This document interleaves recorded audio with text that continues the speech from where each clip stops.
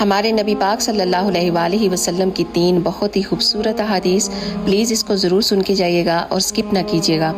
آپ صلی اللہ علیہ وآلہ وسلم نے ارشاد فرمایا کہ اپنی نماز میں اپنی موت کو یاد کیا کرو، کیونکہ جب آدمی اپنی نماز میں اپنی موت کو یاد کرتا ہے نا تو وہ پھر بہتر انداز میں اپنی نماز کو ادا کرتا ہے۔ آپ نے ارشاد فرمایا جب تم ناممکن حالات میں بھی اللہ کا در نہیں چھوڑتے نا تو تب وہ تمہیں اپنے معجزات سے نوازتا ہے، اور کوئی دن ایسا نہیں ہے جب میں نے رحمان کو رحیم نہ پایا ہو۔ کسی نے پوچھا یا رسول اللہ اسلام کا سب سے بہترین عمل کون سا ہے؟ تو آپ نے ارشاد فرمایا کھانا کھلانا اور مسلمان کو سلام کرنا، ہاں تم اس کو جانتے ہو یا پھر نہیں۔ سبحان اللہ۔ آپ نے ارشاد فرمایا جو کوئی میری حدیث کو سنے اور اسے ویسے ہی آگے پہنچا دے تو اس پر قیامت کے دن میری شفاعت واجب ہو جائے گی۔ جزاک اللہ خیر۔